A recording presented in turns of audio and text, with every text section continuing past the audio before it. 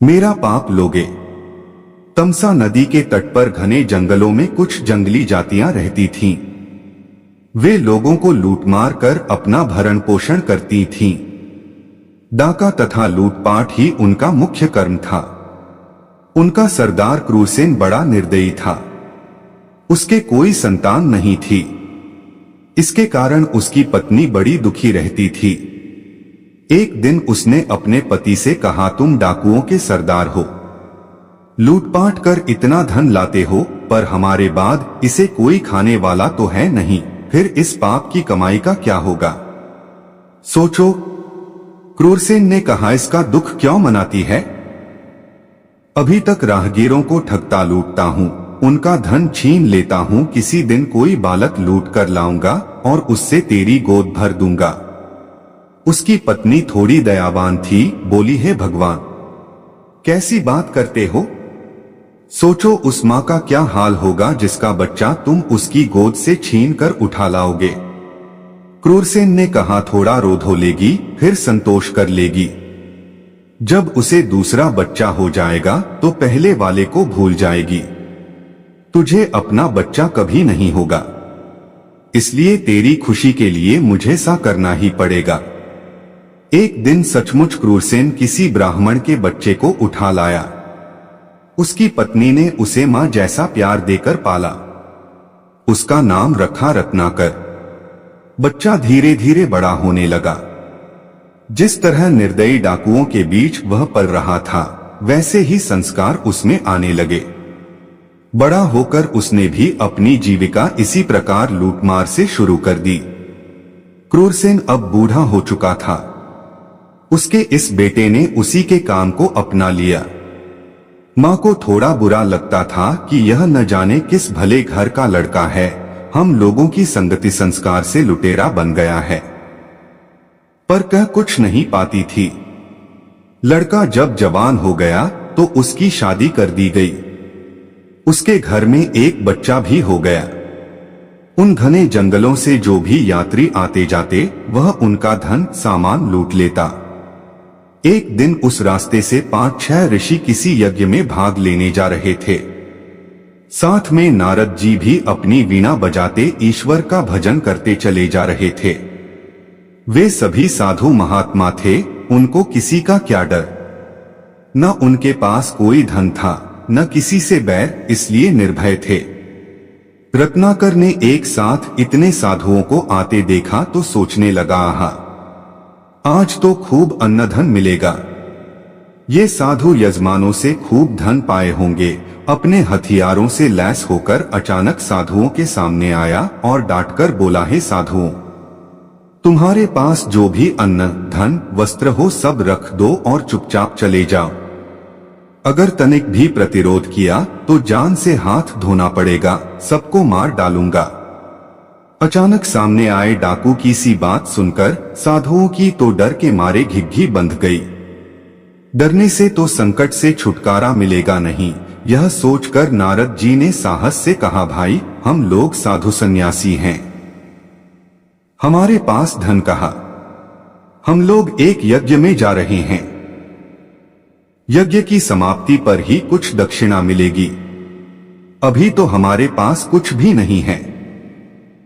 रत्नाकर कड़क कर बोला, मैं कुछ नहीं जानता, मुझे धन चाहिए, से न जाने दूंगा।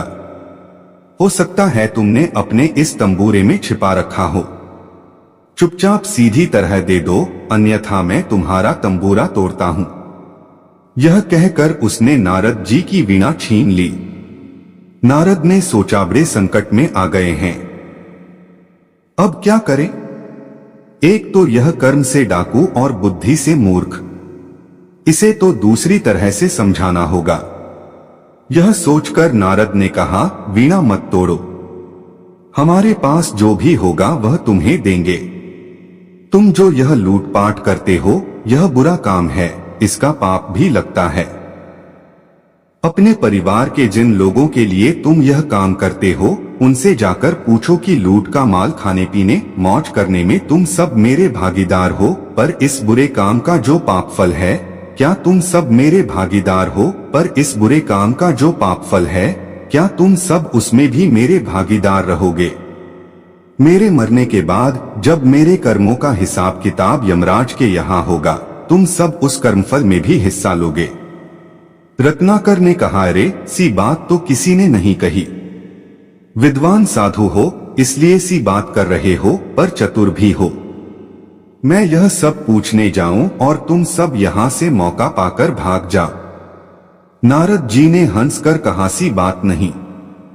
सा करो, तुम हम सबको एक रस्सी से किसी पेड़ के साथ बांध दो। हम यहां बंधे रहेंगे, तुम निश्चिंत होकर जाकर पूछाओ। रत्ना की समझ में यह बात आ गई। उसने सब साधुओं को एक पेड़ के साथ रस्सी से बांध दिया और घर जाकर सब सदस्यों को बुलाकर कहा, मैं आज एक बात आप सबसे पूछना चाहता हूं। लोगों को लूटपाट कर मैं आप सबका भरण पोषण कर रहा हूं। एक तरह से देखा जाए तो निरीह लोगों को लूटना मारना बुरा काम है। बुरे कामों का फल भी बुरा होता है। लूटपाट से आए धन में जैसे आप सब भागीदार हो, क्या से ही भागीदार मेरे पाप का फल भोगने में भी होगे। आज बेटे के मुंह से दान पुण्य और उसके फल की बात सुनकर मां चौंकी। सोचा जरूर कोई बात है। तत्काल जवाब दिया, पुत्र, हर एक व्यक्ति को अपने कर्मों का फल अकेले ही भोगना पड़ता है।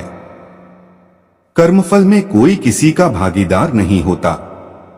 तुम्हारा काम परिवार का पालन पोषण करना है, वह तुम किस तरह करते हो यह तुम्हें सोचना चाहिए। हमारा भरण पोषण करना तुम्हारा धर्म है। हम खा पी रहे हैं, बुरे काम से यह सब लाते हो तो इस पाप कर्म का फल भी तुम्हें ही अकेले भोगना पड़ेगा। मां के साथ पत्नी और बेटे ने भी सा जवाब दिया। सुनकर रत्नाकर की आंखें खुल गईं। वह भागकर साधुओं के पास आया और मां, पत्नी तथा बेटे का उत्तर बताया।